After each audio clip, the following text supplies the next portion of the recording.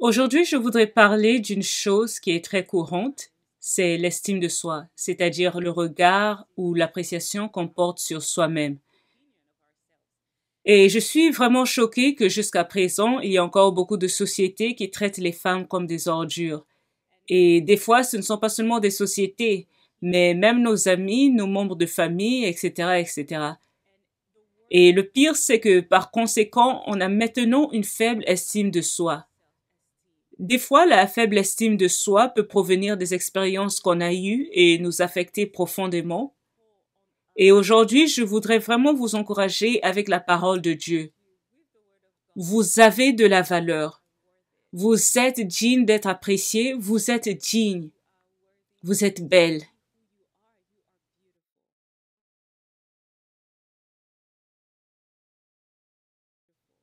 Une chose qui a contribué à augmenter mon estime de soi, c'est la parole de Dieu. Mes sœurs, je vous dis qu'il y a une raison pour laquelle la Bible dit qu'on doit méditer la parole nuit et jour. Surtout qu'il y a énormément de pression en ce moment-ci. Il y a des pressions partout, ici et là, il y a énormément de distractions, que c'est très facile de se laisser emporter par les mensonges du diable, par les vérités de ce monde. Mais nous devons plutôt repartir dans la parole de Dieu. Qu'est-ce que Dieu dit? Qui suis-je d'après mon Père céleste? Pas d'après cette personne qui est à ma droite ou à ma gauche, mais qu'est-ce que la parole de Dieu dit à mon sujet? La parole dit, le juste a de l'assurance comme un jeune lion. La parole dit, il n'y a plus ni homme ni femme, nous sommes tous un en Christ. Si vous ne connaissez pas la parole de Dieu, alors le diable vous balancera ici et là parce qu'il sait que vous n'avez pas de fondation. Le Seigneur Jésus dit, voici je vous ai donné le pouvoir de marcher sur les serpents et les scorpions et sur toute la puissance de l'ennemi.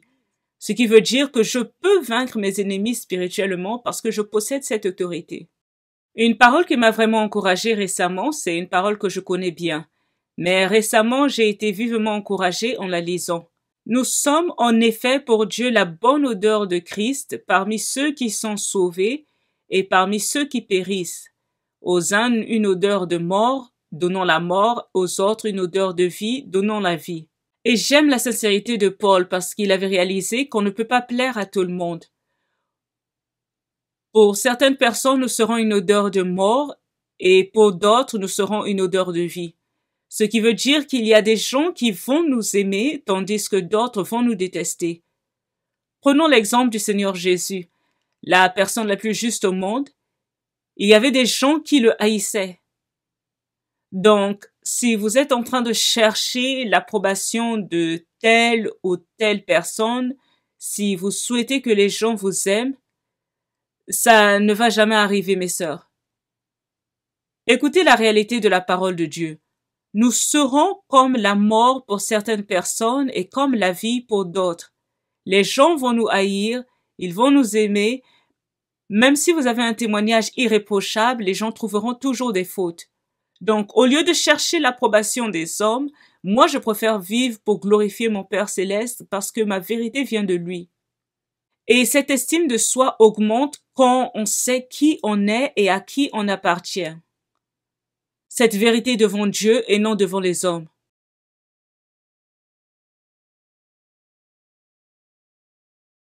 Nous devons accueillir les difficultés. Les temps difficiles rendent les gens forts.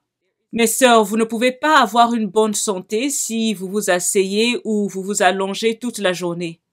Mais lorsque vous soumettez votre corps aux entraînements, vous faites du sport, c'est à ce moment-là que vous devenez forte et saine. Et c'est la même chose dans notre vie spirituelle, pour notre estime de soi. Quand nous avons peur des tentations, tribulations et persécutions, cela nous rend spirituellement faibles en fin de compte. Et voilà pourquoi la Bible et surtout le Nouveau Testament nous dit à plusieurs reprises de se réjouir dans les souffrances, surtout quand nous lisons Jacques 1, parce que lorsque nous sommes dans la fournaise ardente et que nous voyons comment l'Esprit Saint nous utilise pour accomplir des choses merveilleuses, c'est un sentiment de joie. Oh oui, maintenant je sais qui je suis en Christ. Je sais ce que l'Éternel peut faire à travers moi et je vous dis que ça augmente votre estime de soi parce que vous êtes convaincu que vous êtes plus que vainqueur par Jésus-Christ. Mais comment être plus que vainqueur si nous n'avons pas de combat à affronter? Comment être plus que vainqueur par Jésus-Christ si nous n'avons pas de difficultés ou de persécutions? Voilà pourquoi nous devons les accueillir parce qu'elles nous fortifient. Mes sœurs, vous êtes plus qu'un joli visage. Apprenez à vous débrouiller. Les gens ne seront pas toujours là à faire tout pour vous. Apprenez à faire les choses vous-même. Apprenez à changer les pneus de votre voiture, par exemple. Apprenez à faire la cuisine. Apprenez à remplir des formulaires. Apprenez. Vous savez à quel point c'est encourageant quand vous accomplissez une tâche avec vos propres efforts, avec la puissance du Saint-Esprit? Vous ne vous rendez pas compte que lorsque vous vous accrochez toujours aux gens pour faire les choses à votre place, en fin de compte, vous n'avez pas de raison de vous apprécier. Au contraire, lorsque vous accomplissez des tâches, ça augmente votre estime de soi parce que vous connaissez maintenant vos capacités. Vous savez ce que vous pouvez accomplir. Vous savez que vous êtes une battante. Vous pouvez faire de l'argent. Vous pouvez aller de zéro en héros. Vous pouvez réaliser des choses par la puissance du Saint-Esprit. Mais lorsque vous comptez toujours sur des gens pour vous aider, ce n'est pas surprenant que vous commencez à vous dire « Je suis bon à rien. Est-ce que j'en vaux vraiment la peine ?» Mais lorsque vous avez une liste d'accomplissements, vous savez que vous en valez la peine parce que vous avez fait ça, ça, ça et ça par la puissance du Saint-Esprit.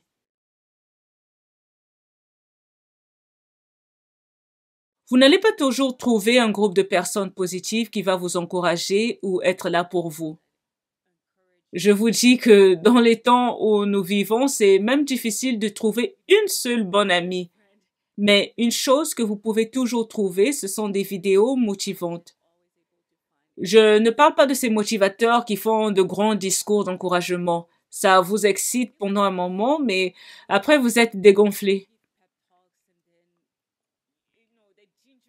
Mais il y a des personnes qui offrent des conseils raisonnables, pratiques, des podcasts, des vidéos sur YouTube.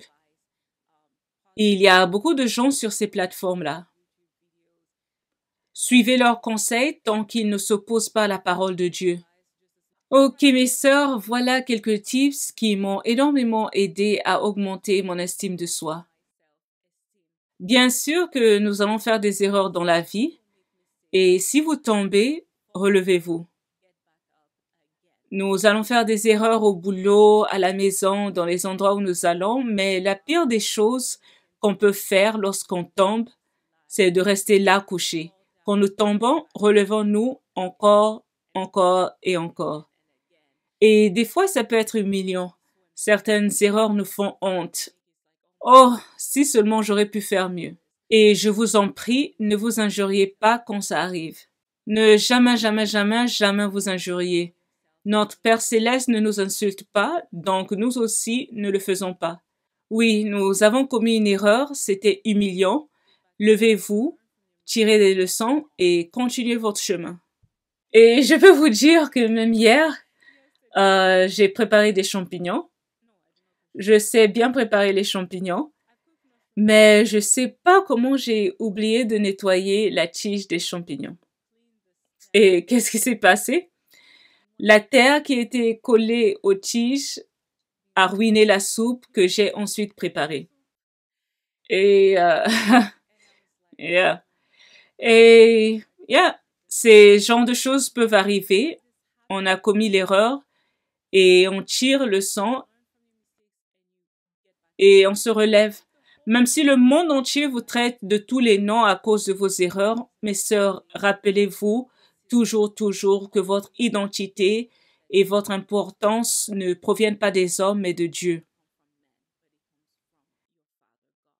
Mes sœurs, il est temps de se lever et changer l'histoire. Nous sommes les filles du Dieu très haut. Nous devons marcher victorieusement et arrêter d'être des paillassons. Je sais que dans nos pays en Afrique, on nous dit souvent que les femmes sont supposées ignorer et tolérer. On est supposé endurer, endurer et endurer l'injustice. Pourquoi? Oh, parce que Dieu va combattre pour nous. Hello? La même Bible nous dit que Jésus avait défié les autorités. C'est ce même Jésus qui violait le sabbat, il opposait les autorités, les pharisiens, et combien de fois l'a-t-il fait? Je ne dis pas qu'il faut être impoli, mais vous devez savoir qui vous êtes, quel est votre objectif afin de l'accomplir. Vous devez être la personne que l'Éternel vous a appelé d'être. La même Bible me montre que l'apôtre Paul continuait à répandre l'Évangile bien qu'il savait qu'il serait combattu de ville en ville. Cependant, il savait qui il était et il n'allait laisser personne l'empêcher. Et voilà pourquoi je vous encourage, mes sœurs, je m'encourage moi-même à me lever et répondre à l'appel de Dieu. Nous devons nous défendre. On ne peut pas toujours se dire que telle personne combattra pour moi. Non, nous devons nous défendre avec la puissance du Saint-Esprit, car il y a certains combats que nous devons affronter seuls. Et si vous ne savez pas qui vous êtes, le diable vous écrasera, il vous déchirera et cela va affecter ce que vous êtes, votre personnalité, votre identité. Donc, soyons fortes et courageuses, tenons ferme dans la foi.